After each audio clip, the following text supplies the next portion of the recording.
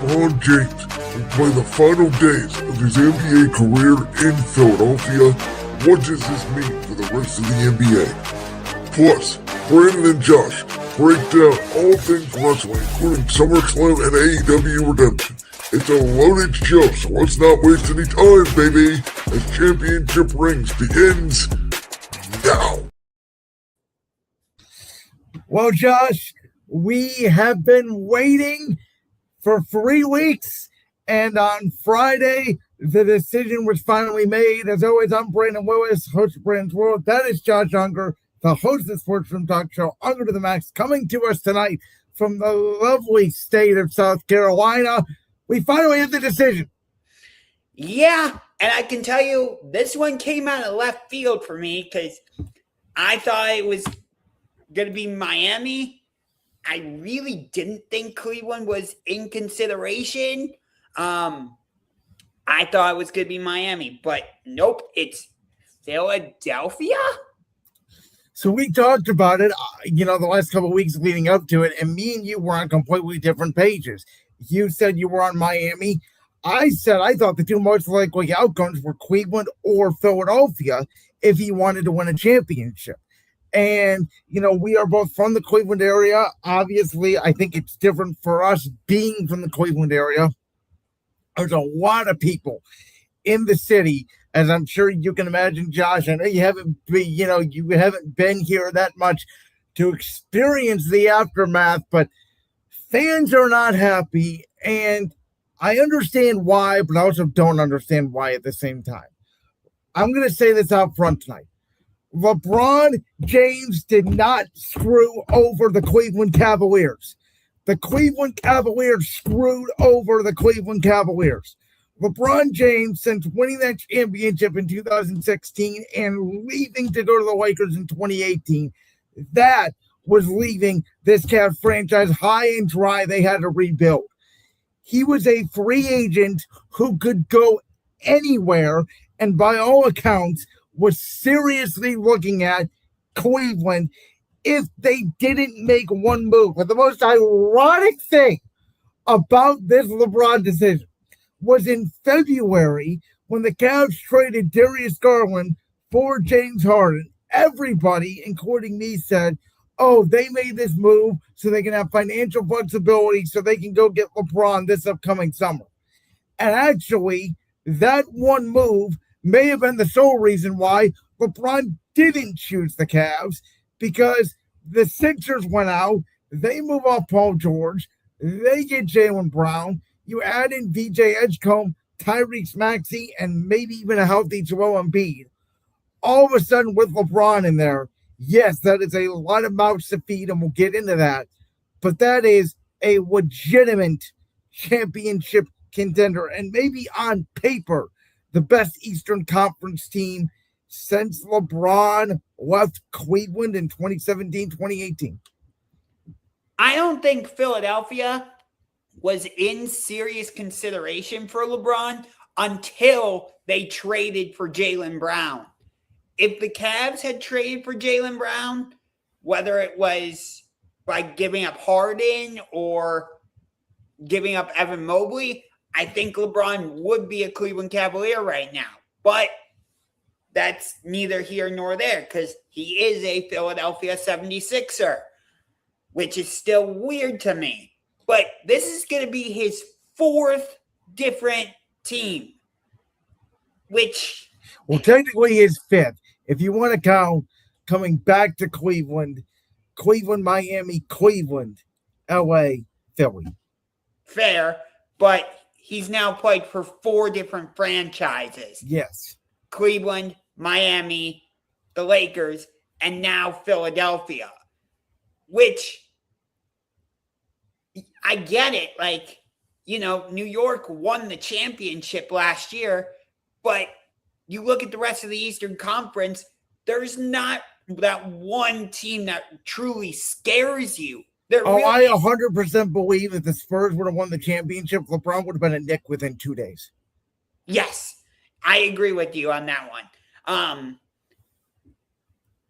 I think I've read reports that have even said that he wanted to go to the Knicks. But and he even called the Knicks when they won the championship, and they rightfully said no, as they should have. I think it would have been the one team to say no to LeBron that you could understand. But again, the whole narrative around LeBron going to Philadelphia, people aren't even talking about Philadelphia. They're talking about, look what he did to Cleveland. He left them again, brother. No, he didn't, guys.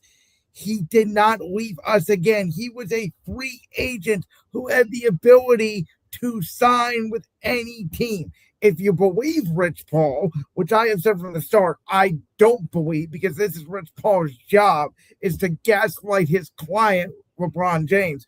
Rich Paul said, really it was down to the Warriors and the Sixers, which is two very unique, different circumstances.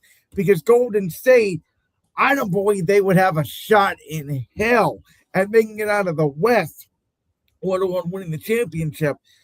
To your point, once Jaylen Brown joined the 76ers, and I even said it on the air, I don't remember if it was this week or 2 weeks ago, but I said, you look at the two places LeBron could win a championship and get the most credit, it would be Cleveland, but Philadelphia, basketball-wise, was a better fit. No, you bring up Jaylen Brown. The reason I think he wanted out of Boston was because, he wanted to be the main guy. Well, guess what? You're not going to be the main guy in Philly. You're going to be like the fourth option, dude. Sometimes the fifth. And, this is the thing that they're going to have to figure out, obviously. The one thing I will say is, I think Nick Nurse, ever since he's won that 2019 championship in Toronto, he's sort of been looked at as the guy that won that championship, is a good coach, but, sort of overlooked, I think, a little bit. I really like Nick Nurse as a coach, and I think it's a big move for the Sixers. His focus is on the defensive end.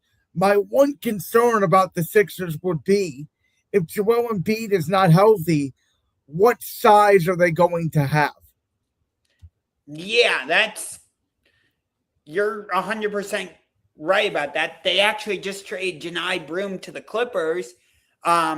So they're most likely going to sign Kentavious Caldwell-Pope, who I believe is getting a buyout from Memphis or Orlando. And of course, he was on that Laker team in 2020. Now, I will say this.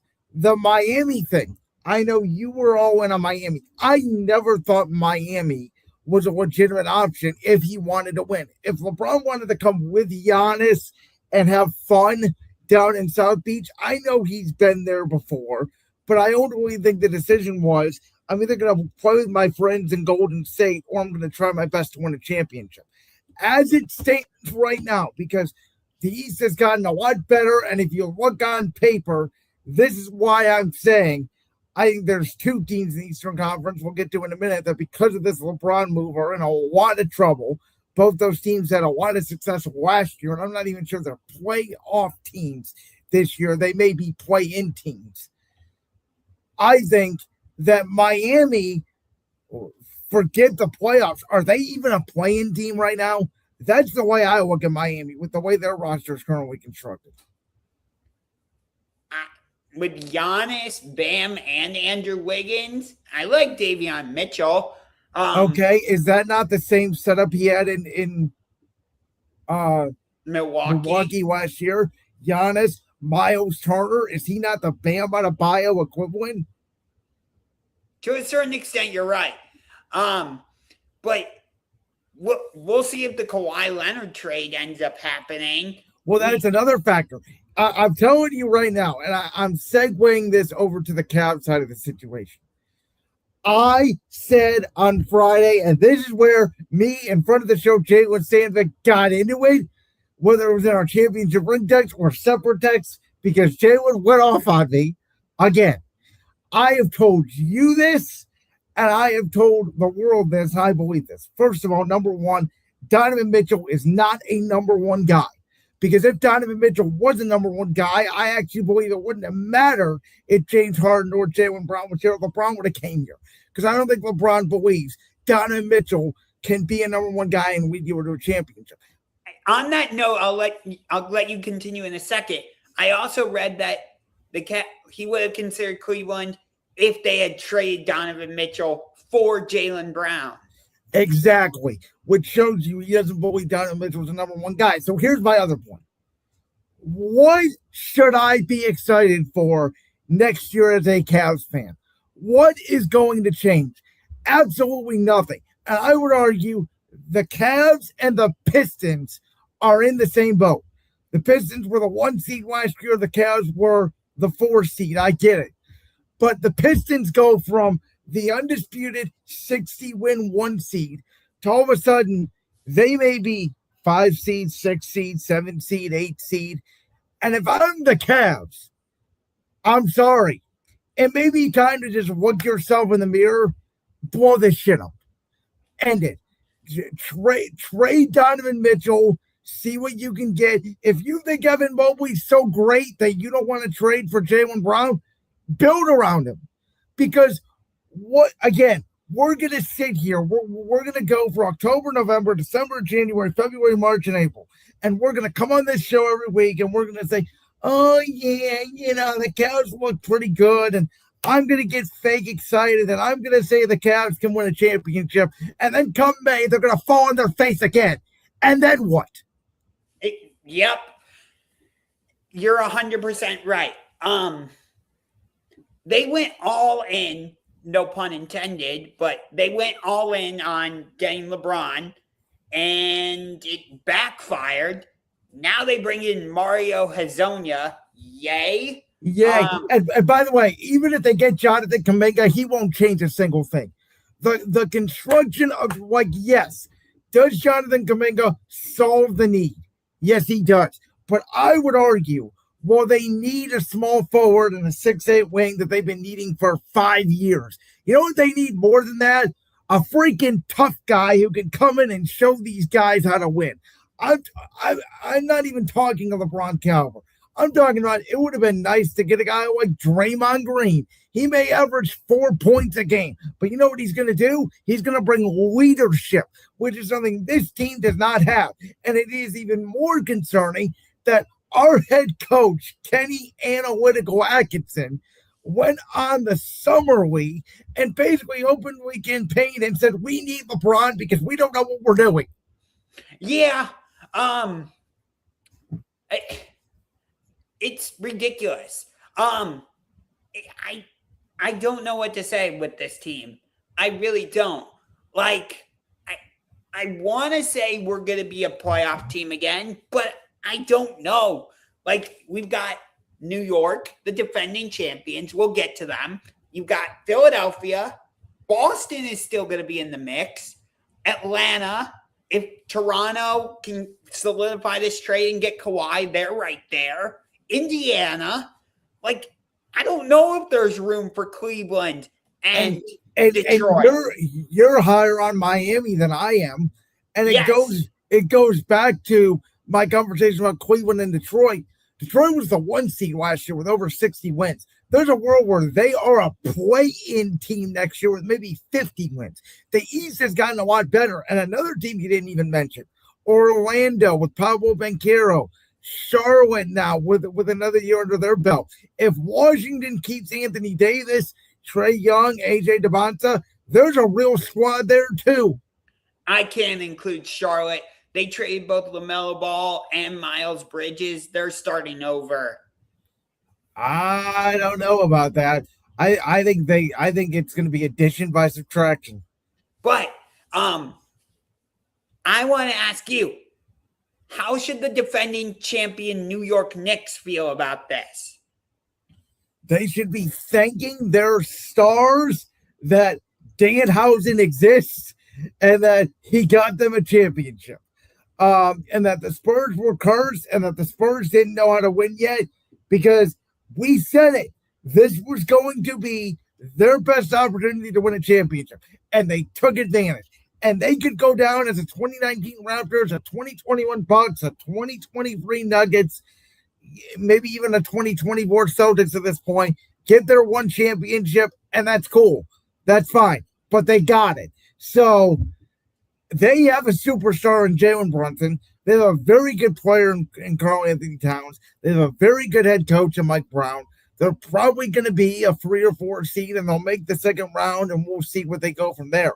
But they should not feel like, oh my God, we missed out on a potential dynasty, because they were never going to be that. This was their perfect year, and under this new NBA CBA with the second apron, dynasties are not supposed to exist. No, the new CBA encourages parity, and that's what we've gotten. 8 different champions. And again, the only 2 teams that we have talked about that have the potential to do it, I am a firm believer in the San Antonio Spurs, because they got lucky before this whole second apron thing came about, and they got Wemby, Dylan Harper, and Stephon Castle in 3 consecutive drafts. And then obviously OKC, but we've already seen now OKC having to move off pieces. You're right. And you thought Denver was going to be a dynasty, but that didn't work out. I did, and they fell apart. And who knows? Maybe if they do beat Minnesota, who was their kryptonite, maybe they go on and they, win the championship that year. And Minnesota was another one that I know LeBron had talks about, and I've compared them to the Buffalo Bills and the Baltimore Ravens of the NBA. Of Minnesota, they can't get past their version of Kansas City, which is OKC and San Antonio. Yeah, but in terms of New York, I mean, you're right that they should be thanking their lucky stars that it worked out the way it did. But at the same time, I'm not sure where they fit in to the mix. I'm really not. They're a very good team. The one thing that they do have is, outside of Mitchell Robinson, they're bringing back almost everybody. They have depth, which is the one thing Philly does not. Which, again, this version of the NBA is not super team driven. It is, what have I said on this show for the past couple of years? It is superstar, star, role players. Philly is built. This will be LeBron's greatest starting 5 he will ever have in his career if everyone stays healthy. The same concern that we had about Cleveland, we also have about Philly. Who else is coming off the bench to give them production? Yeah, but a lot of this for me is going to hinge on Joel Embiid. If he can be at least 50% healthy, they are a legitimate title contender. But that might even be asking too much of Embiid, because he hasn't been able to stay healthy. Here's a take for you. Joel Embiid, I want you to play 5 games a month in the regular season. I want you to play once a week. And the rest of the month, you are going to sit on that bench. You're going to go to practice. You're going to do warm-ups. You're going to do drills. You're going to be on the court. I just don't want you in games, because I know your knees can't handle it. This isn't about awards. This isn't about you playing 65 games. JoJo, if you play 20 freaking games in the regular season, but you are healthy for the playoff run, that's what we need. If they could wrap him up in bubble wrap and sort of NFL COVID emergency break glass in the playoffs, bring back Joel Embiid, that's what they would do, because you and I both know Joel Embiid could go up for a rebound, and Humpty Dumpty had a great fall, and, well, there goes the rest of the Sixers' depth. Even with them adding Jaylen Brown, I'm still surprised LeBron chose to go to Philadelphia, because they haven't been out of the second round. Well, no, that's why he did go there, because even more than Cleveland, I think you can make a case, because this city, because Donovan Mitchell signed an extension. Oh my God, he is so loyal. And say, get out of here with that loyalty program. I don't give a crap about loyalty. I want championships. But I'll address that in a second. Don't you worry. But anyway, LeBron going to Philadelphia, I know it could be viewed as Maxi's team, and they did make a trade for Jaylen Brown. It's not like he did sign there as a free agent. If the Sixers win the championship, which I'll also say this, in my opinion, there is no shot in hell they can beat Oklahoma City or San Antonio, but I think they may get out of the East. But if he were to knock off the Western Conference team and win the championship, he would get the majority of the credit. Oh, absolutely. And I had this opinion prior to him joining Philadelphia. Again, his fourth different team. Statistically, he is arguably better than Michael Jordan. Guess what? I don't give a flying crap. He is not the GOAT. Let me say that again.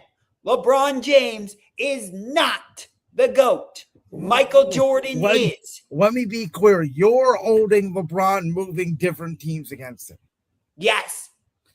Can I counter to that and say every single team that he went to, he clearly got the most out of? Because after he left, they fell off a freaking cliff. I will give you that one. You are correct. I will give you that one. But when you think of Michael Jordan, do you think of the Detroit Pistons, the Boston Celtics, the Washington Wizards, the Atlanta Hawks, or anybody else? I think of a guy that had 2 3-year stretches, so 6 total years of maybe the greatest and most dominant run in the history of the NBA, but he only played 12 years. But you think of one team, the Chicago Bulls. You can't say that about LeBron. You can't. Well, you couldn't say that in 2010. So what I'm asking you is, if he would have never came back to Cleveland, but let's say he won 5 titles in Miami, he would have a stronger argument to me, yes. Well, I think it actually helps him that he moved from place to place to place and won a championship outside of his first go-around in Cleveland every place he went. Him and Kawhi Leonard, and you know what? No, Kawhi Leonard didn't do it because he didn't do it with the Clippers. To my knowledge, I think LeBron is the first ever superstar to win a championship and finals MVP with 3 different franchises. And he has a chance to become, I believe, the first ever player to do it with 4 teams if he does it with Philly. And the funny thing is, and I'm not even arguing the GOAT debate right now, but I'm just telling you the fact, if he plays 2 more years, he will literally double his amount of time in the league versus Michael Jordan's time in Chicago, let alone the final 2 years in Washington. So again, if we want to include all, this is my problem. If you want to include all of LeBron's teams, you have to include all of Jordan's teams too. Because I don't look at this like Jordan to the Wizards. I look at LeBron to the Sixers not as ring chasing like some people are looking at it. I look at it like, oh, I can give the city of Philadelphia their first championship since the 1970s. And now you've got LeBron, Jalen Hurts, and Bryce Harper in the city of brotherly love. Forget all the stars in Los Angeles. Philadelphia's got stars of their own. Too bad the Phillies haven't been able to get over the hump. No, they did make 1 World Series, and that's the thing. Philadelphia sports has been to a lot of championships the last 5 years. They've been to 2 Super Bowls, because I'm not going to the one in 2017, because that's more than 5 years ago. They've been to 2 Super Bowls. They have been to 1 World Series, and they may now be going to an NBA final. Again, I don't think they're going to win it if they get to the finals, because I still think by far the 2 best teams today in the NBA are the Spurs and the Thunder. They haven't been to the Stanley Cup final since 2010 when they lost to the Chicago Blackhawks. Maybe I just always had a soft spot for the Sixers because of my fandom for my Philadelphia Eagles that we'll get to here in a minute. But I am not mad at LeBron. Was I disappointed that Friday? Did it suck? Absolutely, it sucked, because did I want him to come back here? Yes, I did. But am I blaming LeBron? No. This to me says more about the Cavs, and I have been consistent about this on the air. The Cavs need to look themselves in the mirror and wonder why they had to get down on their hands and freaking knees and beg for a 42-year-old to come back to save their franchise, because they are a bunch of sissies on the court, and that's the truth. Kobe Altman needs to be held accountable. He has not done really Well, here's the thing. It's not like he's a bad general manager, but I would argue this move and by the way, 5 years ago, go back, you can check my tape when I used to do the All Thing Chaos podcast with Believe One Media with Joey Schneider. We had this conversation. Would you rather have Evan Mobley or Giannis Antetokounmpo? And that was Giannis, by the way, coming off that finals MVP where he scored 50 points in game 6 to clinch that series against the Suns. And I said in the next 10 years, I'd rather have Evan Mobley. And by the way, Joey agreed with me. And look where we are now. Evan Mobley has become a shell of what he could be. I have said for the past 3 years, Evan Mobley needed to be the Cavs' best player for them to win a championship. And he hasn't done that. And he hasn't done that. And the Cavs, this is their mistake. Their mistake is not realizing that. Yeah, no, I agree with you. And I don't think, and by the way, it's the system. Oh, well, it's Sharon Allen. No, it's not that. If Evan Mobley was that guy, he would be damn the system. He would just become that guy. Yes, he would be like, give me the damn ball. Like, let me lead this team. He hasn't done that yet. I feel like we constantly need Donovan Mitchell to score like 30 points a game for us to beat the Washington Wizards. But when this Cavs team is in trouble, they have no idea how to get out of it. They don't run plays. What did I say when the Knicks made that comeback in game 1 of the Eastern Conference Finals? What was the biggest reason, in my opinion, why that comeback happened? I said the Knicks didn't do anything special. They didn't hit any crazy shots. They didn't get any out-of-bounds plays or some weird calls.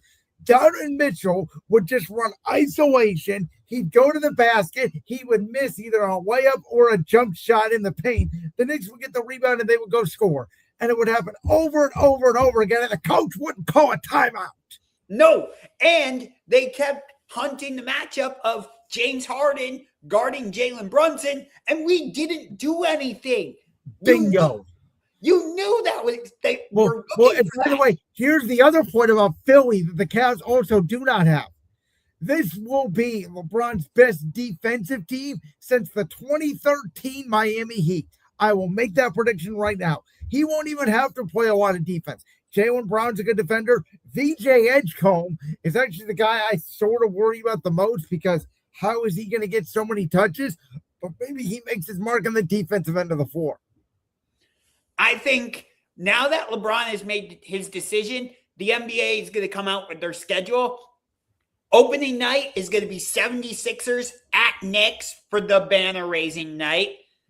I think they're going to do Pacers at Knicks on Christmas. And I think for Christmas, it's going to be Philly at Boston, Jaylen Brown's first game back in Boston. I could see that. Where do you think they slot Philly, Cleveland at? That's what I'm wondering. Maybe you do that on MLK Day. Yeah, maybe that is like, I kind of feel like they need to do it early in the year because the sting is still going to be on Cavs fans' shoulder because there are Cavs fans that said they're not going to cheer LeBron when he comes back this time like they have before. They are booing him. And again, I get it. It's like you're withdrawing from a relationship. It's like a bad relationship that you have been to, and you keep wanting to go back, and you keep wanting to go back, and you keep wanting to go back, and your significant other just keeps denying you. And at one point, you're just in complete denial. Folks, we still haven't got, I subscribe to the theory, we still haven't gotten over LeBron leaving us in 2018. I feel like some people haven't even gotten over LeBron leaving back in 2010. Well, you're right. I think more people have because of the championship, but I think some people still held it against them. I'm not going to argue that. Yeah. And everybody was like, oh, he's going to come back to Cleveland because it's his hometown and he wants to retire. And by the way, I also thought this. I said all along, I thought he was going to come back to Cleveland because it was going to be his last year. Once I found out it's not going to be his last year and he was signing a multi-year deal, I said, that's it. The Cavs are out. Yeah. And it's a 2-year deal. It does have a player option in it. And by the way, he took less money. He could have took $15 million. He only took $4 per year. Yeah, it's a 2-year, $8 million deal. And the wild card for me in this, like I said, is Joel Embiid. But as you said, I wonder how VJ Edgecombe's going to fit into the equation because Maxi's going to run the show. Well, at least the one good thing about this is LeBron will not play all 82 games. I would think he plays closer to 60. Like I don't think he's going to be eligible for awards, which is so dumb anyway. Yes. By the way, did you read the report that LeBron is most likely going to be the point guard? They said he will play some point guard, which again, it may come into when Maxey needs a breather. He will play the point. He will probably play some point when Maxey is out there. I imagine they're going to try to figure it out because at this point they don't have much of a bench. So I think they're going to try to mix and match who gets blows when. And this may be sort of positionless basketball. It'll be interesting to see like when they schedule some of the bigger profile games for Philly. I would actually schedule some of those games like against Boston and Cleveland later in the season when Philly has it more figured out. Whereas the advantage is you play them multiple times. So I think you give Philly those games at home later in the year. I think early in the year, you give them those games on the road because of the environment, because, Jaylen Brown has left, LeBron dissed Cleveland. That emotion from that fan base is still there.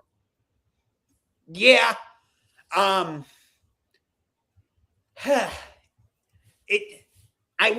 I said, Philly was not really in consideration until Jaylen Brown got traded there. Absolutely. I will say I am sort of happy it's Philly. If it wasn't going to be Cleveland, I'm happy it's Philly because they're a big market. They're going to be on television a lot. The games are not going to start late, and I can actually sit and watch this team. I think I read they're going to get the maximum number of nationally televised games, like 34. And I will tell you this, for every television game they do not have, LeBron and Joel Embiid will probably not be playing. But it puts the NBA in an interesting position if you think about it. Because, like, we've talked about it in this whole segment. Like, out west, you really only have two teams, OKC and San Antonio. To your point, I'll expand on it a little bit. It does feel like and this is assuming, by the way, the Kawhi Leonard move goes through. But with Kawhi Leonard and LeBron moving from the west to the east, it does feel like the balance of power a little bit has shifted. It really does. It feels like the Knicks winning the championship kind of shifted that power, honestly. It really does. As much as I say, the Knicks championship deserves an asterisk, and as much as I dislike the Knicks, not trying to get into that whole side of the conversation, but you get my point here. But like we said, there's New York, Philly, Boston, Toronto, if Kawhi ends up there. But I'm still including them even if he doesn't. Atlanta, Orlando to a lesser degree, Miami, Cleveland, Detroit. There's only 8 slots. It's why I said you guys think I'm crazy because this guy has a lot of personal problems. But I'm getting on the phone and I'm calling Houston. I'm seeing if I can get Kevin Durant. Oh, yeah. If I'm Detroit, I got to get a second scorer for Kate Cunningham anyway. I might as well. If it's a disaster, it's a disaster. If you're Cleveland, we already went after LeBron. Why couldn't Kevin Durant just give up Evan Mobley and go get Durant and see what happens? You already made a win now move for Harden. You might as well freaking go all in now, guys. Yeah. At this point, you it's either might say, excuse my language, you might as well say fuck the future. Because that's what we were going to do for LeBron anyway. Yeah. Because at this point, if you get LeBron, you are in win now mode. There is no other way around it. You are in win now mode. You're either, it's interesting with the landscape in the NBA now. You're either a championship contender or you're a basement feeder. There is no in between. Well, which is why I've argued right now, Detroit and Cleveland, with their rosters, the way they are currently constructed, are in the in between. Which is why and again, people think I'm crazy or I hate being in between. I would rather stink than be in between. I think being in between is the worst possible place to be because you convince yourself, if this would have happened or this, or we're just a piece away, this and that. The NBA is very different than the NFL. In the NFL, we see teams go from first to worst all the time and worst to first. And we see teams make moves and we see teams like Seattle come out of nowhere and win the freaking Super Bowl. Or the Patriots go from 3 wins to winners of the AFC. You don't get that in the NBA. No, you really don't. Granted, like San Antonio kind of did that, but still, it was like they had Wemby in waiting, and it was like, oh, they grew up faster than we thought. We kind of knew they had the pieces already. It's not like they made a huge addition. No, I agree with you on that. But before we get to the Jalen Carter news, we were just talking about like how in the NBA there's that top group of like the championship contenders, and there's the basement feeders. Let me ask you a question. Do you feel like in the NFL, there's that clear-cut top team that separated themselves from the rest of the group? Because I don't going into this season. Are you talking about the coming into this year or last year? Coming into this season. In the AFC, I don't think there is right now. In the NFC, I do. Okay. The Rams? I think the Rams, and call me a homer, I think Philly. Okay. The Rams are the closest team I would put to that, but the Rams are built like an NBA team. Yes, but here's my thing. I can't quite put the Rams in their own tier yet because Matt Stafford is getting older. Yes, he's coming off an MVP season, but he had all types of back issues coming into the season last year. Devontae's an older wide receiver. All of their best players are old, which is what happened to Washington and San Francisco a year ago. And I've also said this. I know it's a little off topic, but I actually think if the Rams were to bring back Aaron Donald, it would almost be a negative for them because it puts even more pressure on them. And that's why I'm saying I don't know if there's a clear separation between them and the rest of the pack because they're an injury or two away from Ty Simpson. I agree. Listen, though, on paper right now, the Rams are the best. Then I would say in the NFC, you have Philly, you have Detroit, who I think is going to bounce back this year, and you have Chicago. I think those three plus Seattle is right there. Maybe San Francisco if they're healthy, though I don't trust them to stay healthy. But I think like that's your next group where it's like sort of 1B, if you will. Okay. In the AFC, I think they're sort of all 1A fighting for each other because they all have strengths and weaknesses. You know, Cincinnati, I think, is a legitimate Super Bowl contender if they stay healthy, similar to the Rams. They're never healthy, though. That's the difference. Baltimore, I feel the same way. If Lamar's healthy, same thing. Josh Allen in Buffalo, Kansas City. And then you sort of have the young guns, Chargers, Jacksonville, Houston, New England, I would say, because Frank May is a young quarterback, sort of all bunched in there. It's like they could win the Super Bowl too. There's a lot of very good.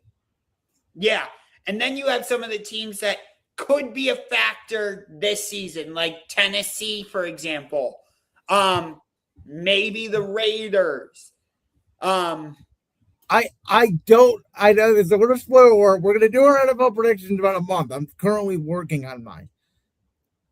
I don't think there's going to be a shock team in the AFC this year. I'll lay that out there right now. Okay.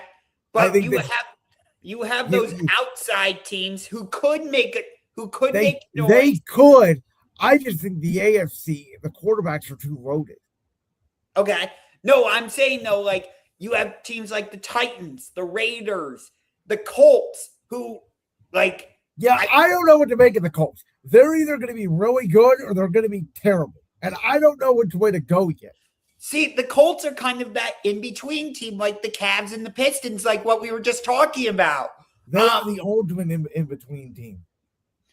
Huh? They are the ultimate in-between team. Oh, for sure. I would argue, along with everybody in the NFC South, even Jacksonville to an extent too. Can they keep it up from last year, or are they going to take a step back? Yeah, I said this in one of my recent live streams. Like, I like what I saw with Liam Cohen and Trevor Lawrence, but other than Brian Thomas Jr., who are your other wide receivers? Jacoby Myers, PJ Washington, those guys really stepped up at the end of last year. That's why they're moving Travis Hunter to full-time corner. Okay. But they also lost Travis Etienne. They did, and they're going to have to replace that. I give you that. Also, yeah. Minnesota is one of those in-between teams. Because they're going to either be good or they're going to be terrible. Yeah. And I know I'm higher on the Tennessee Titans than you are. I think Cam Ward is going to take a big step forward. I love Robert Saleh as their head coach. You got Carnell Tate, who can be that number one wide receiver. Calvin Ridley moves into that number two wide receiver position. Tajay Spears, is their running back. Jeffrey Simmons is their main guy defensively. But again, Saleh comes from San Francisco where he developed those defenses. And I think Cam Ward and Brian Daboll, that's going to be a really good pairing. Think about it. If Josh Allen didn't have Brian Daboll in Buffalo originally, I don't think Josh Allen would be the quarterback we know him to be now. 100%. It's all about situations. And speaking of situations, I want to get to our next topic here. Jalen Carter, who last season started off the season before it even got started by spitting in the face of Dak Prescott. I don't know if too many people out there remember it because it's almost been 12 months. But that's the way the NFL season kicked off a year ago. And here we are entering training camp. He becomes the highest paid defensive tackle in NFL history. He's had some controversies off the field. Me and you have had some heated segments about the play he had where he looked like he maybe stepped on Jordan Love, the game in Brazil.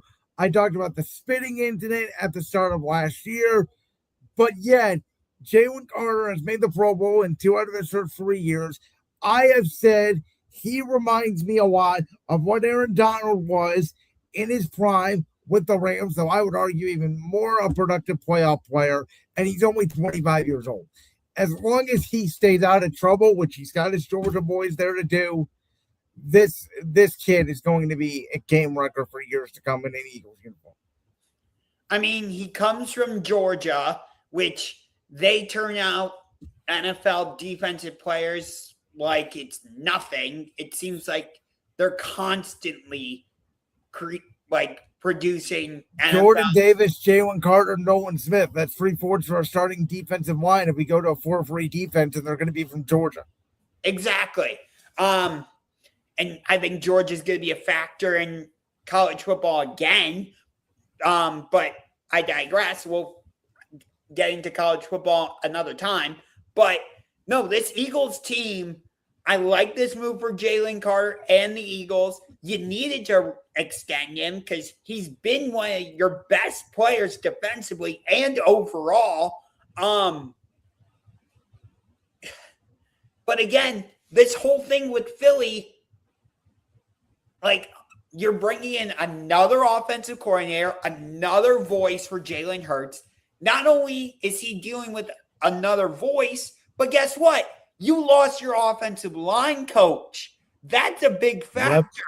Yep, it is. Because they're going to be running a whole new different scheme. It's going to be a Y9 zone run scheme. It's going to look very similar to what McVay is running in LA, Shanahan in San Francisco, LaFleur in Green Bay.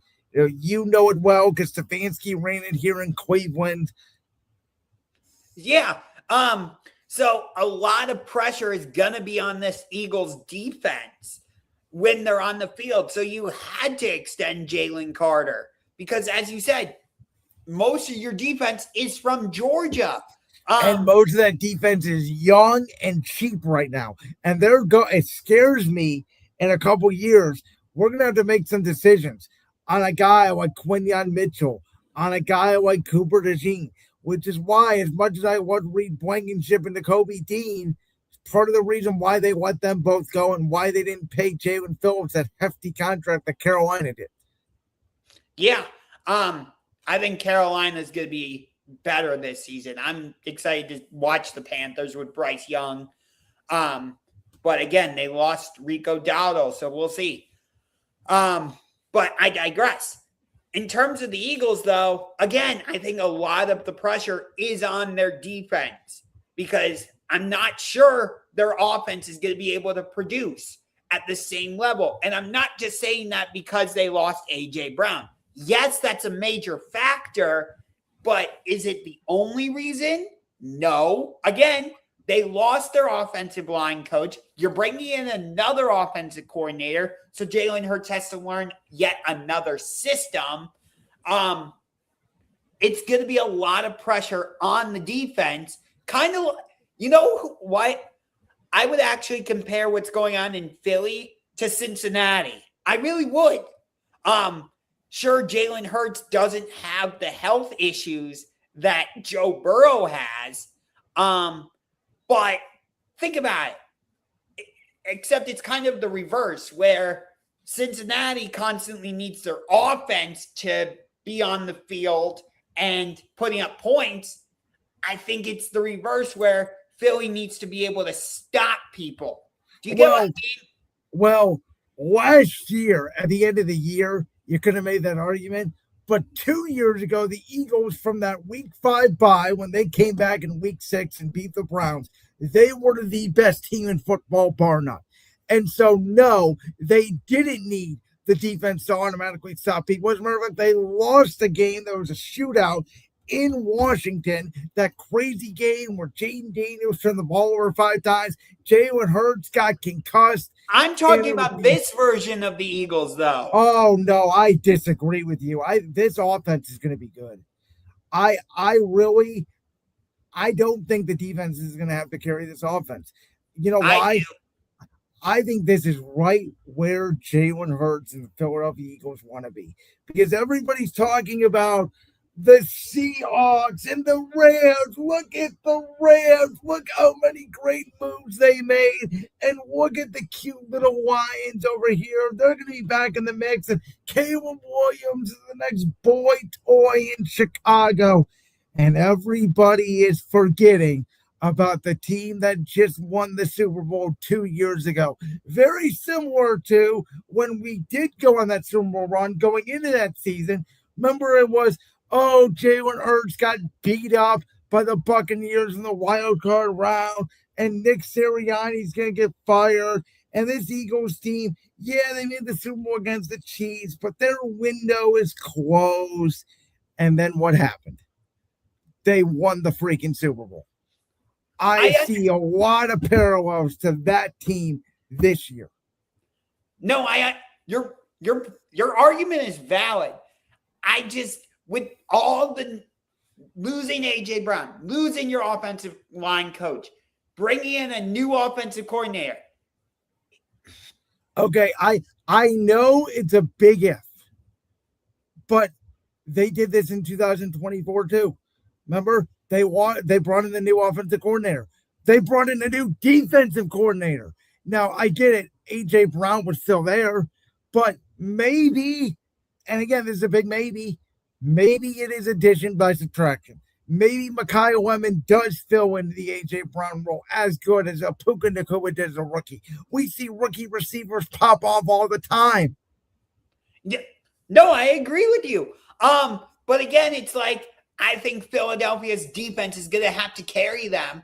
If the offense can put up at least 20 points a game, they should win. They should be good. That's not carrying. I count carrying as like you put up 13 points a game and the defense has to give up 10 or you lose.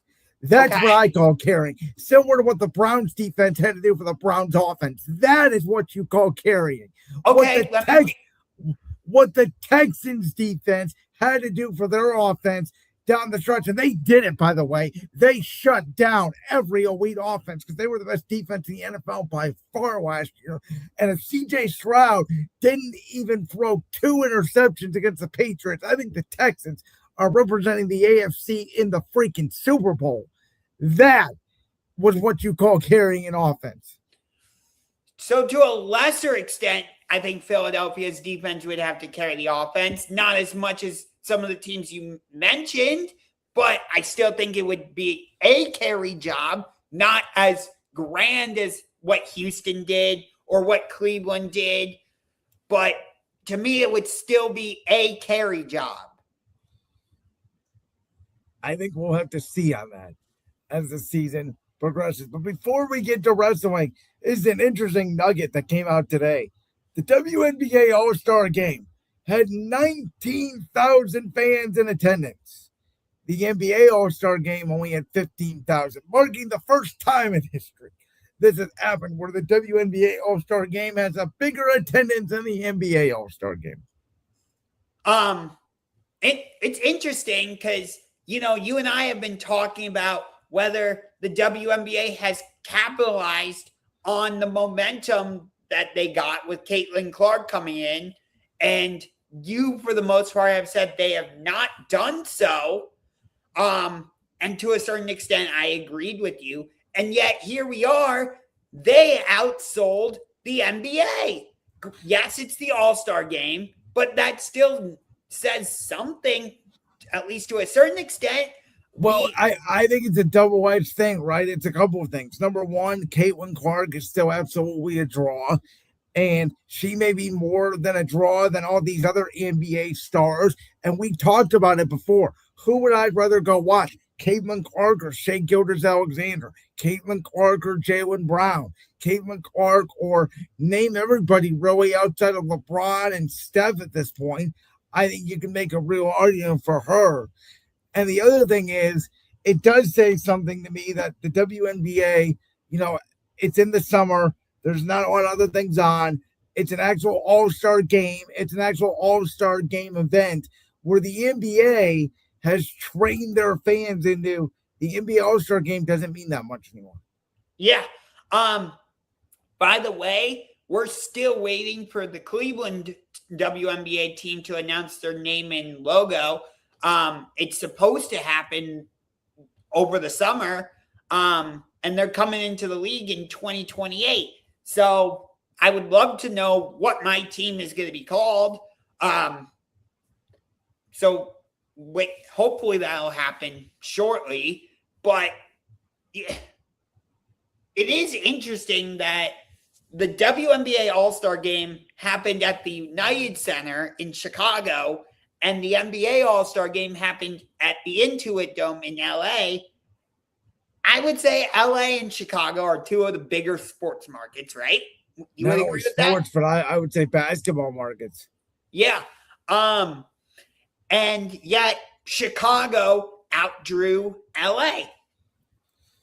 Does it have something to do with the fact that, the WNBA is on in the summer? The only thing really to do and the White Sox have been a surprise this year, and the Cubs are decent, as you know. But, does that have something to do with that And I realize it's the first time it's ever happened. So I'm trying to figure out all the factors into it. Could ticket prices be a factor too? Again, like a lot of it could go into it, but I think Caitlin Clark is the main reason why. Yeah, but you and I have talked about this.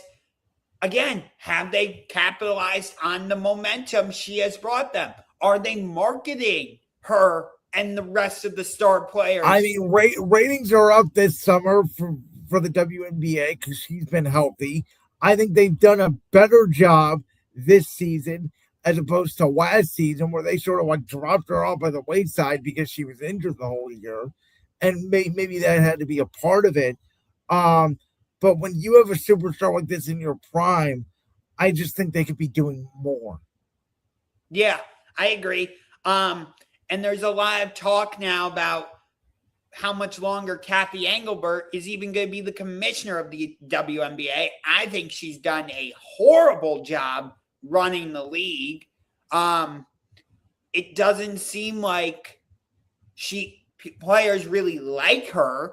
I'm wondering because they already do this in the NBA, sort of, because the NBA and WNBA media rights are similar, and the WNBA is involved in the NBA 2K video game, which you could make a case of more teams. Maybe the WNBA branches off and gets their own video game one day with Caitlin Clark as the cover. But I am wondering if they sort of just merge the NBA and WNBA operations together and Adam Silver runs both. It seems to make the most sense to me. It would, but I would think you would want the WNBA to be its own separate entity. So it doesn't seem like it's, Well, but it sort of is already merged in with the NBA in a way. NBA Cares is merged into both. I already mentioned the video game is merged into both. Maybe Silver doesn't have to run both. Maybe it's a situation where Silver runs the NBA and the deputy commissioner, Mark Tatum, is the commissioner of the WNBA.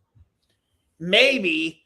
But at the same time, I want the WNBA to be able to stand on its own 2 feet. Well, they always could, but for now, to get the league back on track, why wouldn't you want to use the NBA's marketing? No, I'm not. Again, I'm not saying don't do it. I just worry that they would become too dependent on the NBA. The thing is, though, they kind of already are because, they're already advertising WNBA during the NBA playoff and NBA Finals games. WNBA season starting. And those are NBA commercials. Those aren't TV commercials. True. All right. Well, wrestling went down last weekend. Wrestling is going down this weekend as well. AEW Redemption took place this past Sunday. SummerSlam is taking place this Saturday and Sunday from US Bank Stadium in Minneapolis. AEW Redemption took place at the Bell Center in Montreal. Where do we want to start, Josh? So, a little bit of a confession. I didn't actually get to watch AEW Redemption. I DVR'd it, and I will watch it in its entirety when I get home. I didn't get to watch it because I'm down here in South Carolina, but I know everything that happened. We had 3 champions lose their belts. Hikaru Shida dropped the TBS championship to Maya World. We had a new AEW national champion in Andrade El Idolo. And the one I dislike the most, Smile More. Willow Nightingale is your new AEW Women's World Champion. She used the most devastating move in all of sports entertainment, the surprise roll-up to defeat Tekla. And now that sets up Willow Nightingale versus Mercedes Moné at All In Wembley Stadium for the AEW Women's World Championship. This will be their rubber match as Mercedes won the first time they fought at Double or Nothing a couple years ago to become the TBS champion. And then on the New Year's Eve episode of Dynamite, Willow beat Mercedes to win the TBS championship. This is not the match I wanted. I'm not very interested in it. I don't care that it's their trilogy and the rubber match. I wanted Tekla versus Mercedes. I think it would have been a way better story. I think it would have been a much better match. I'm not that interested. But the main thing that happened, Jon Moxley and Will Ospreay lost to the Young Bucks in a tag team match. Moxley wanted to use the chair on Nick Jackson, and Ospreay said no. And then in the main event, after Kenny Omega successfully retained the title against Kevin Knight, which that was always going to happen, there was no chance Kenny was going to lose the title. Moxley comes out, and first he was going to hit Kenny with the chair. Then he has Kenny's head basically in the chair, and I think it was Claudio that was going to stomp his head in. Will Ospreay comes in and is like, no. And then they were going to do the bag spot. I don't know if you remember this, when they put the bag over Bryan Danielson's head. Yes, I do. Moxley was going to do that. Ospreay said no. Moxley basically goes, okay, you do it. And Will said no. He turns on Moxley, and that's a whole side story. Very complicated. I'm trying to follow. It's very complicated. Yes. And in the end, Ospreay's celebrating.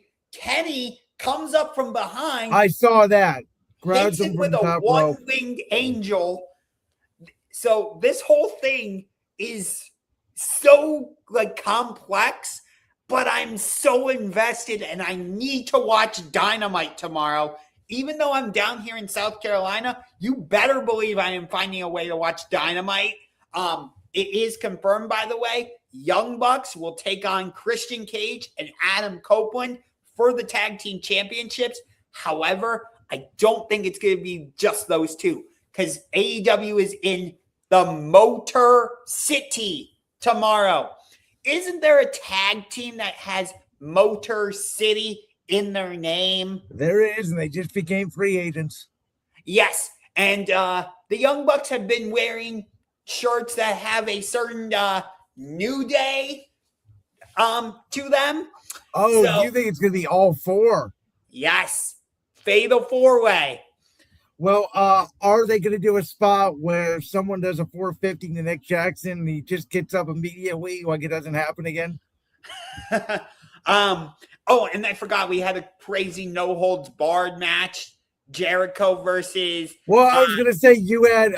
listen, both companies this week put on two of the stupidest things I have ever seen in a wrestling show or ring in my life. WWE's happened last night on Raw with the Danhausen concert. And AEW's happened on Sunday with that drill that Jericho used on Tommaso Ciampa. If you're trying to convince someone to watch wrestling from either side, this is not the way to do it. Oh, I thought you were going to go with the spot where Tommaso Ciampa beat up a toy. No, that drill spot was horrible. Okay. Absolutely horrible. Okay. But I want to get into WWE because I watched Raw last night. Well, I see you found yourself. I've never seen you tweet so much in one day in my life. I see Josh Ungar over here tweeting gifts to WWE of him turning the channel off, asking why should I be invested in this, saying, okay. So this is coming from the guy who says he doesn't watch a lot of WWE. He says he doesn't watch the product, but all of a sudden he cares very much about the fact that Liv Morgan has had 0 title defenses since WrestleMania, and Braun Breaker isn't doing anything, and Obafemi and Brock Lesnar is apparently so boring that you need to turn the TV off. So I was unaware that you're that invested in the product. No, first of all, the fact that Braun Breaker is not having a match on SummerSlam is atrocious and ridiculous, he's basically become like background to this whole Austin Theory, Maxine Dupree story, which I don't give a damn about. Get him out of the vision. Let him be a monster and run wild, please. Listen, I agree, but also, and they were talking about this on Unreal. I know you probably haven't seen any of it yet. I'm going to watch episode 4 tonight. It's very true. We've been talking about this for really months. WWE's in sort of a tricky spot right now, and Cody even alluded to this in his promo with Punk on SmackDown, where you could make a case right now, their roster, in terms of star power of veterans at the top and young guys coming up, has never been filled a more star power. But how do you protect each and every one of them? It's hard. And I think they are worried that if you have Oba and Braun Breaker be monsters at the same time, and then you're trying to work Gunther in and being a heel and being a monster, there's not a lot of guys there that can take falls. So what the hell was the point of doing the Braun Breaker versus Seth Rollins feuds then? I thought that feud was supposed to elevate Braun Breaker, not push him into the background. Well, I also think they got caught because Logan Paul got hurt and they don't know what to do with the Vision. Being completely frank, that's the only thing I can think of. I think they should end it and move on, though. I think the Theory, Maxine, I think the Vision could be a tag team, but not be a tag team, if that makes sense. I think they could all be a stable, but Theory sort of have his thing going on with Maxine, Breaker doing his own thing with Heyman, and Logan Paul sort of floating. And then what are you going to do with him? Are they waiting for Bronson Reed to get back to do a big turn? And they're going to have Breaker and Reed feud? Maybe that's it? I don't know, but let's get into SummerSlam. But first, I need to say this. That was one of the worst go-home episodes of shows I've ever seen. Like, all we got for Liv Morgan versus Io Sky was videos. They've completely dropped the ball on that. Well, no, not true. You had them fighting during the Raquel Soruka match for the Women's Intercontinental Championship. Yay. You got that brawl. Well, I'm just saying, you said that's the only thing we got. It's not the only thing we got on the show. Okay, fine. But that feud has taken a backseat to Danhausen versus Dominic Mysterio. Yeah, I agree. I know you think I'm going to come on here and argue with you today. I'm not going to argue with you about that. I was trying to push back on the Danhausen overexposure narrative. It has now gone too far. Yes. And I don't know if it is TKO, because now they're even putting, I don't know if you saw this at SummerSlam, they're going to have a Danhausen themed, I think it's popsicles, it may be ice cream, but I think it's a popsicle truck that's going to be literally just outside US Bank Stadium.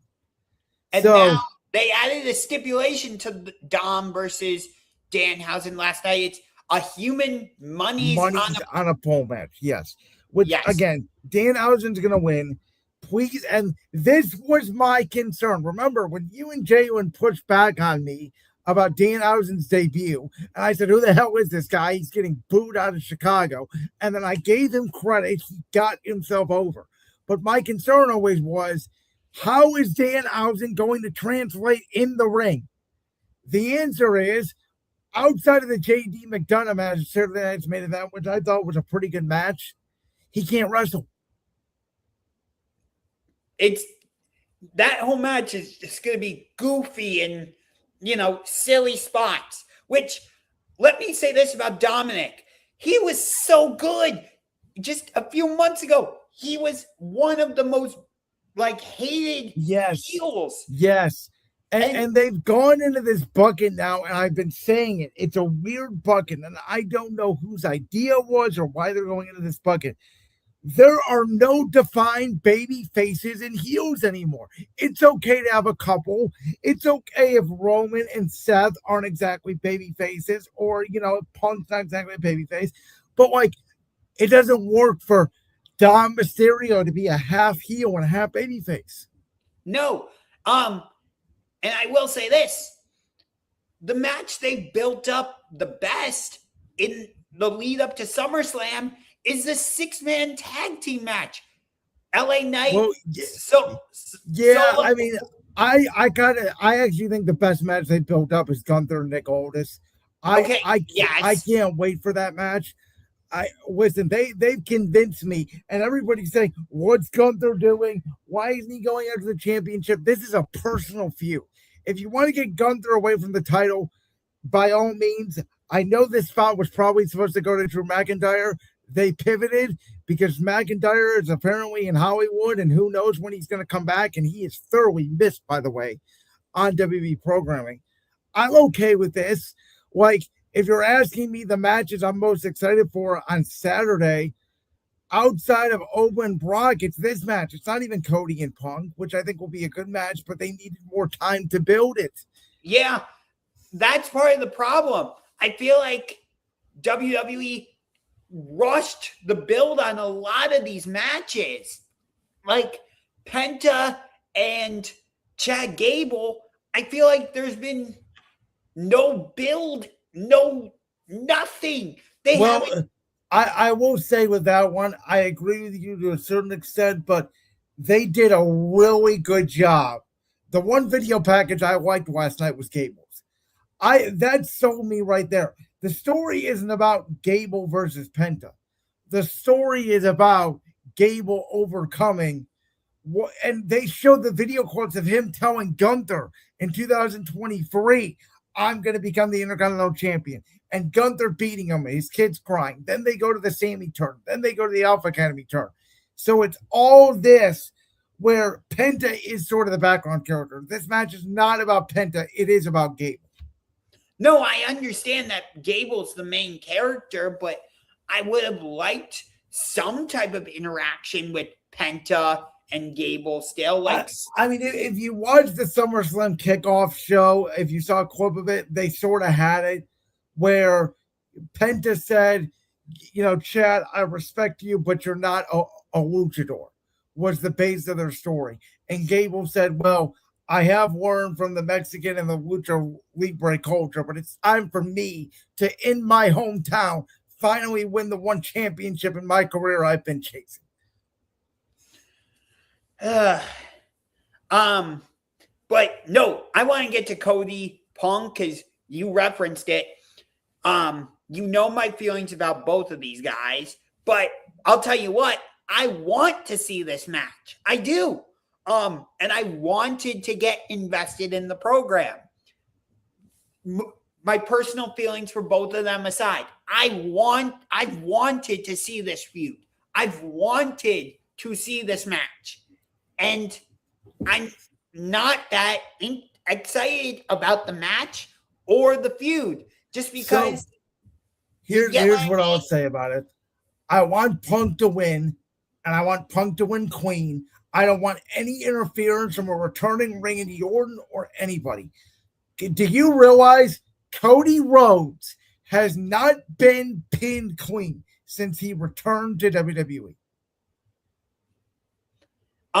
It goes back to like what Gunther and Sammy have both been saying about him. He's the golden boy.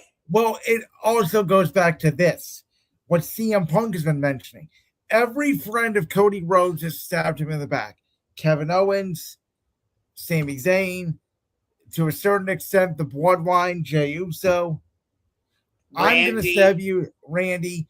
I'm going to stab you in the front. I'm going to beat you. And I think Cody needs to go on this journey of experimenting. And I'm not even saying you turn him heel, but I think we need to see a more aggressive, a more different side of Cody. I think maybe not even a heel, but a more of a I'm entitled Cody Rhodes. I'm a Rhodes. I'm QB1. I should be the champion. Punk beat Sammy for the title, not me. That to me would have been a better story than what we got, because that's what we're getting next. We need the next level out of Cody to change an attitude. Yeah, this can't be a one and done thing with Cody and Punk. It needs to be a continuation. Money in the Bank is the next show after SummerSlam, right? Technically, it's the next PLE. They have a Sunday night main event in Atlanta the Sunday before the Labor Day.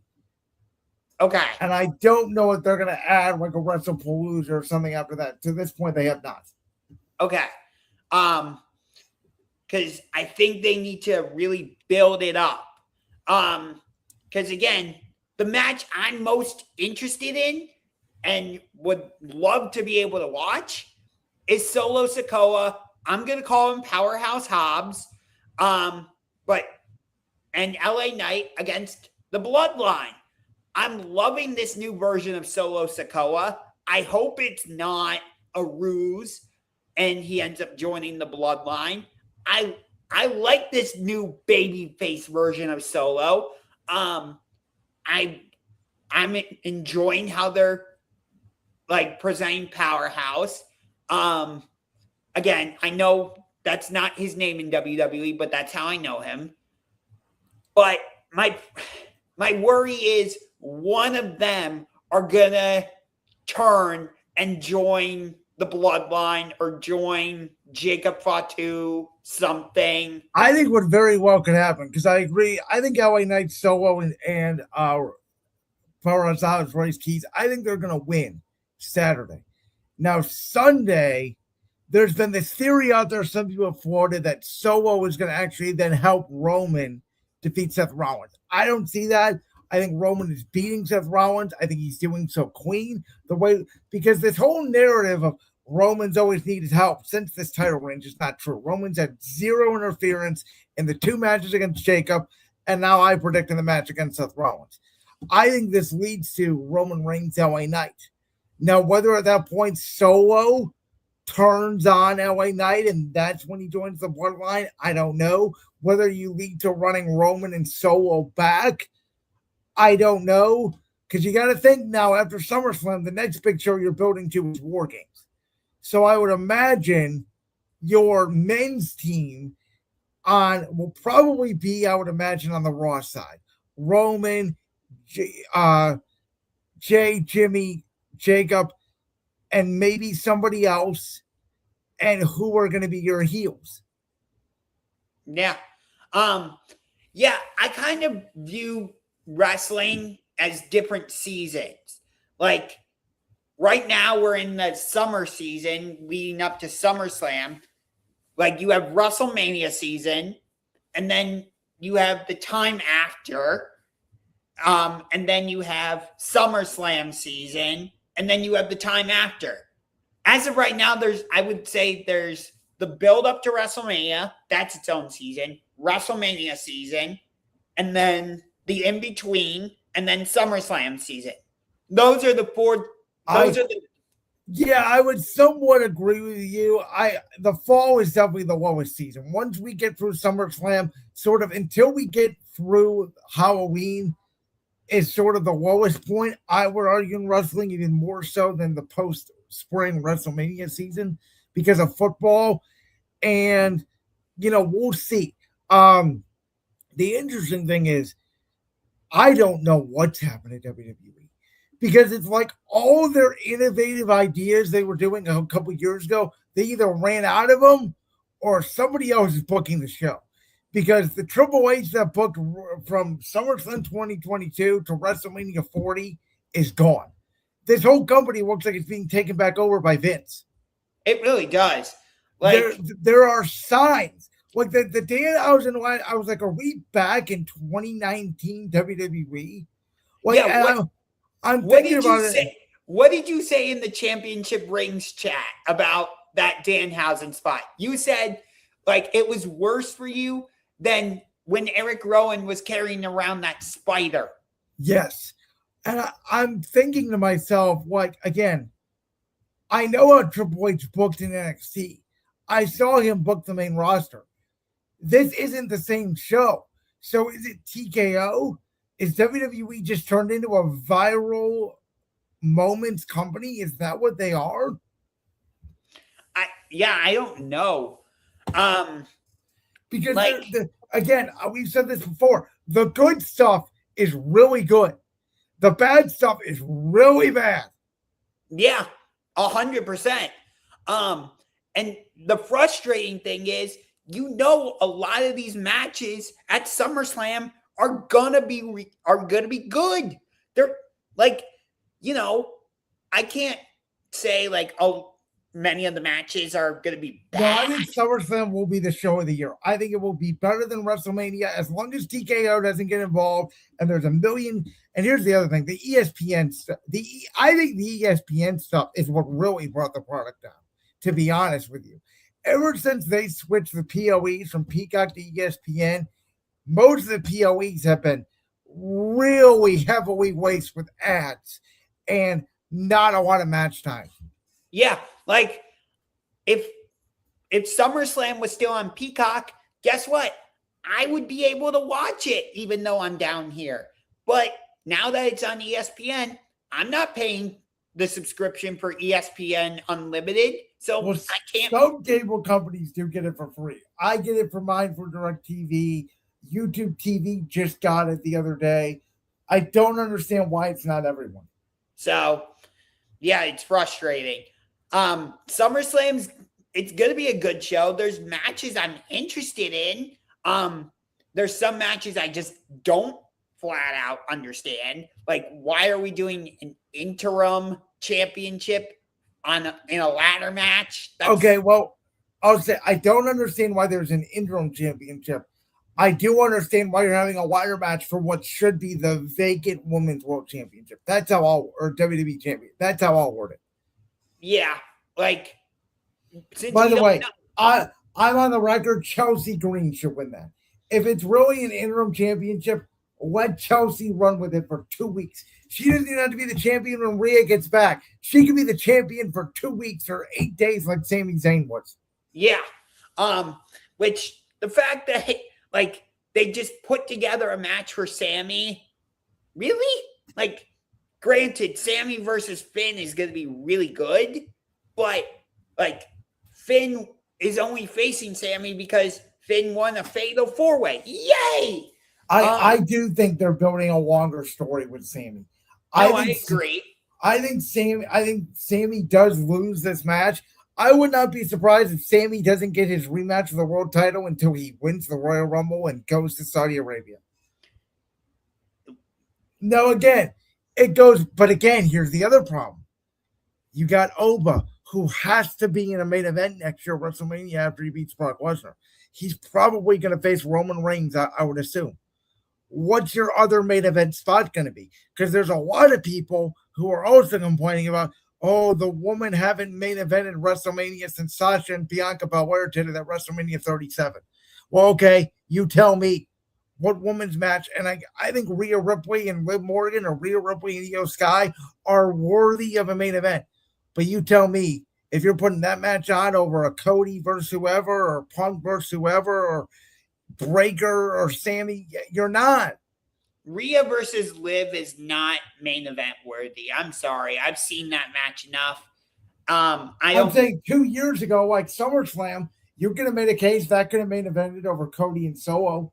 How hot that feud was. Yes. I see what you're saying. But like, that's the frustrating part. Like, did you see the way they confirmed Trick Williams versus Baron Corbin? It wasn't even on TV. Yes. Well, maybe that's by design. Because Baron. Why is Carmelo Hayes not in that match? What? So they can give Baron the title, so they can give him the rub, because Baron Corbin is going to come back as a force in the mid-card division. I think Corbin is going to beat Trick Queen straight up within end of days. I'm a fan of Baron Corbin. I hope they bring back the Lone Wolf. I really would love to see him bring back the long hair. I was a big fan of Baron Corbin. I'm still pissed to this day what they did to him in the Money in the Bank briefcase. Yeah, the whole. I've always been a fan of that guy. That guy has made bum-ass Corbin, Happy Corbin, the Lone Wolf. Every character they've given him has worked. Sad Corbin. Also, by the way, we're not even talking about stars on the shelf. I alluded to them, but Randy Orton, not on SummerSlam this year. Drew McIntyre, not on SummerSlam this year. Kevin Owens is still out injured. Rhea Ripley out. So I don't think they know what to do. I honestly think they look at the roster and they're like, how do we get everybody over? And they don't know how to do it. It honestly feels like this might be a bit of a hot take. And I know we've gone way over what we expected, but that's what you and I do. But WWE kind of feels directionless right now. In some areas, yes. In some areas, no, right? Like, I think Oba, they have a direction for it. Whether you want to call it King of the Ring or whatever, their direction was we're going to have him be this monster and beat Brock, which we haven't even touched on. This could be the very last time Brock Lesnar steps foot in the squared circle. However you feel about Brock Lesnar and what happened over the last year, Brock is one of the greatest combat athletes of all time. And last night on Raw could have been his last appearance ever on Raw. And did that segment sell me on their Hell in a Cell match? No. I mean, it sold me a little bit. The middle fingers got me. The whole segment was stupid. Like they lowered the cage. Oba weighed in great. Brock didn't. Again, it's like they're doing it more for the live crowd than they are at the arena, which I get it. But also, you know, the ticket prices are a thing too. Like, it's a combination of, yes, they've only sold 30,000 for night one and 28 or whatever it is for night two. Part of it is creative. Part of it is rich people can't even afford the ticket prices you're doing. So it's a whole freaking convoluted mess. Yeah. I got to ask you, when WWE comes to Cleveland for that double taping, are you going to go to that? Oh, I got my tickets months ago. So I got it because I skipped out on the Raw. Was it in February? I can't remember when it was, but there was a Raw that was here in February I did not go to. I said, I'm going to go to SmackDown. I'm going to bite the bullet because there's a chance. I think this was still in the Rumble season. I thought Roman was going to face Cody, and there was a chance Roman could be on SmackDown, and maybe I see him or something. I thought, you know, why not go? But I can only afford one now a year and not two because of the ticket price they're currently at. Thank God I get the price of two shows for one this time.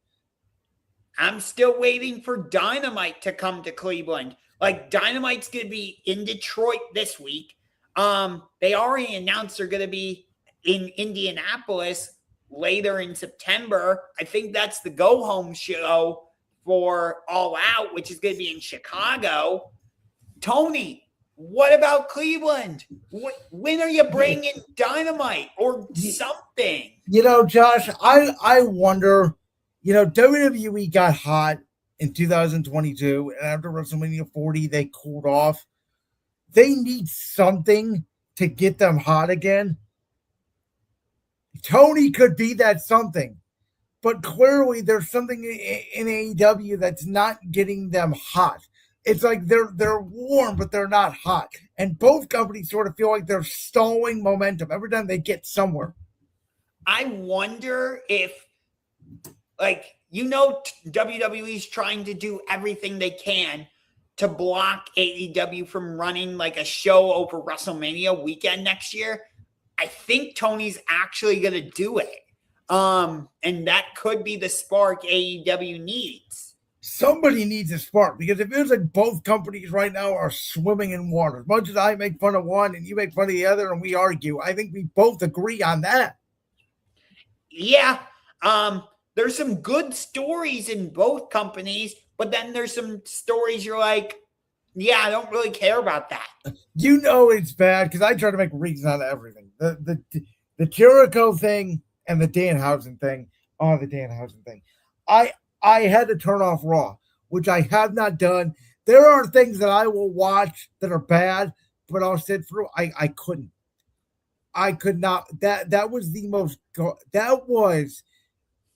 That made me question everything I was doing with my wife at that very moment.